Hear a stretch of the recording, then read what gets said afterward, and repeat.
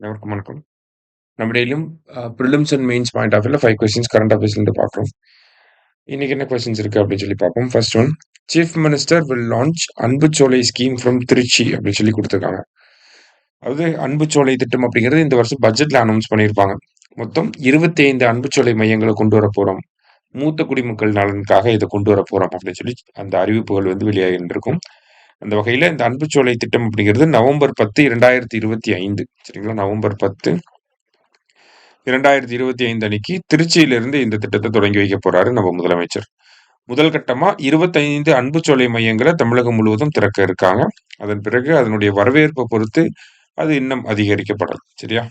Both correct அப்படிங்கிறது correct answer. Next, which country has officially become world's first cashless society அப்படின்னு சொல்லி கேட்டிருக்காங்க. உலகின் முதல் பணமில்லா சமூகமாக அதிகாரப்பூர்வமாக எந்த நாடு மாறியுள்ளது அப்படின்னு சொல்லி கேட்டிருக்காங்க. ஸ்வீடன் தான். ஓகேங்களா? ஸ்வீடனோட கொடியை தான் இங்கே கொடுத்துருக்காங்க.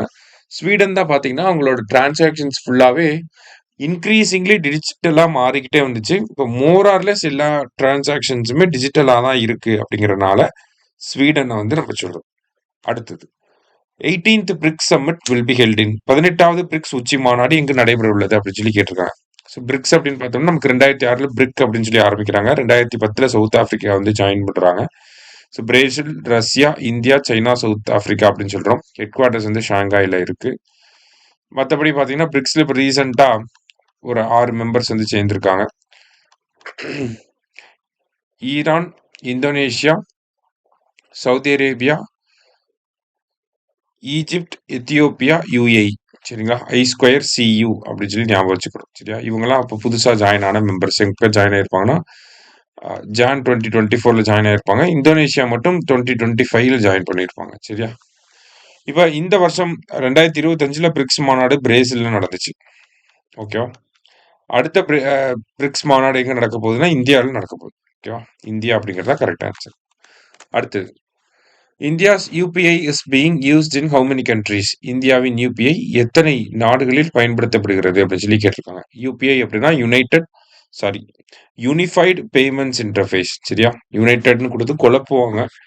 யூனிஃபைடு பேமெண்ட்ஸ் இன்டர்ஃபேஸ் அப்படிங்கிறது தான் யூபிஐ. ஓகேங்களா? ஸோ எத்தனை நாடுகளில் நம்மளோட யூபிஐ பயன்படுத்தலாம் அப்படின்னா 8 நாடுகளில் பயன்படுத்தலாம். ஃபர்ஸ்ட் பூட்டான்ல கொண்டு வந்திருப்போம். பிரான்ஸ்ல இருக்கு, மாலதீவ்ஸ், மொரீஷியஸ், ஓமன், யுஏஇ, இந்த மாதிரி பல நாடுகளில் நம்மளால பயன்படுத்த முடியும். சரிங்களா? ஸோ மொத்தம் 8 நாடுகள். முதல்ல பூட்டான்ல வந்துடும். லாஸ்டா நேஷனல் கேன்சர் அவேர்னஸ் டே எப்போ அப்படின்னு சொல்லி பார்த்தீங்கன்னா தேசிய புற்றுநோய் விழிப்புணர்வு தினம் நவம்பர் 7. சரியா? இன்னைக்கு 5 கொஸ்டின்ஸ் பார்த்துருக்கோம். தேங்க்யூ. சுரேஷ் IAS அகாடமி, வெற்றியின் முகவரி.